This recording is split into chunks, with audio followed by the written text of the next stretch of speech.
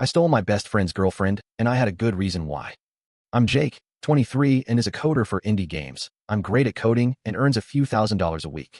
My ex-best friend Richard, also 23 but older, works as a car mechanic. He may seem like a nice guy, but trust me, he isn't who you think he is. He's dating a Japanese girl that lives in our apartment building. Aki, 22, and is a Starbucks barista. I visit his apartment every week to grab a couple beers, but every time Aki wore a mask along with a hoodie, I wondered why but shrugged it off and drink beers with Richard, to be honest. Aki is kind of cute. I wish I should have dated her instead. I asked her one time to take off her hoodie and mask, and she said, Aki, no, I don't think I can. Jake, you feel cold? Aki, yeah, that's definitely it. Aki had fear in her eyes. I thought it must be from the cold, and left.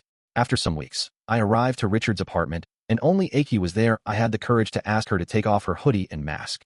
And there she did, bruises on her cheeks, arms, and even legs. She even showed me a bruise on the side of her head, and showed me broken beer bottles on the trash. She had admitted that she was just a maid to Richard, and if she did one bad thing, he abused her right away.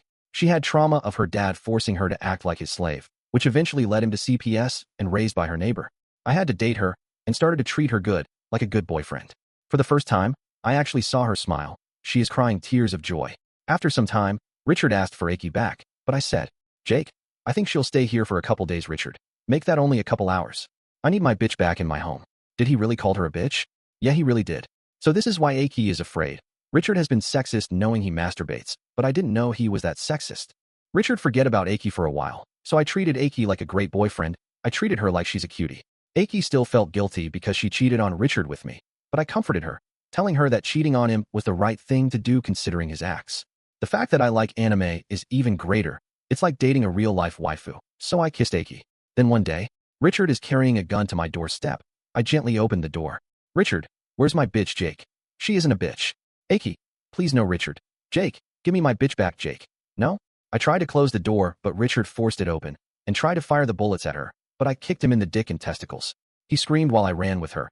I called 911 and hid in the alleyway. While he tried to find us, I described every detail of his looks. He spotted us. Aki cried.